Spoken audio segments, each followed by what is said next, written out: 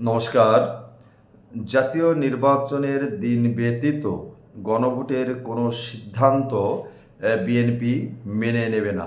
একথা গতকাল বিএনপির মহাসচিব মির্জা ফখরুল ইসলাম আলমগীর গুলশানে দলের চেয়ারপারসনের কার্যালয়ে সংবাদ সম্মেলন করে স্পষ্ট করলেন।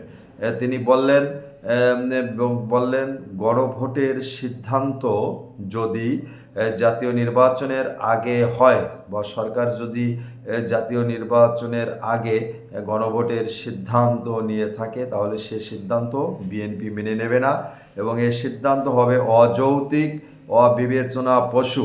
তারা এর সিদ্ধান্ত কোনো প্রকারে মেনে নেবে না। তিনি আরও বললেন জুলাই সনদে তাদের অগোচরে, অর্থাৎ তারা জানে না, তাদের না জেনেও অনেক কিছু অন্তর্ভুক্ত করা হয়েছে। এটা দুঃখজনক, এটাও তিনি বললেন। তাদের অজান্তে, অর্থাৎ জুলাই সনদে তারা যে স্বাক্ষর করেছে যে সকল লেখা দেখে এরপরে সেগুলো অনেক কিছু পরিবর্তন করা হয়েছে যা তারা জানেন না।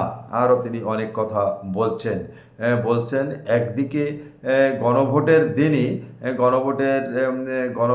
দিনই জাতীয় নির্বাচন বা জাতীয় নির্বাচনের দিনেই গণভোট হতে হবে, অর্থাৎ জাতীয়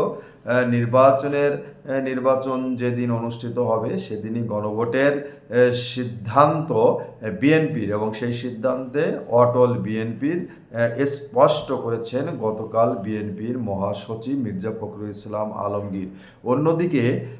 অন্যদিকে জাতীয় নির্বাচনের আগে জামাত ইসলাম সহ আরও কয়েকটি দল গণভোট চাচ্ছে এবং তাদের সিদ্ধান্ত, জামাত ইসলাম সহ অন্য কয়েকটি দলের সিদ্ধান্ত জাতীয় নির্বাচনের আগেই গণভোট দিতে হবে। এখন আমাদের অপেক্ষা করতে হবে সরকার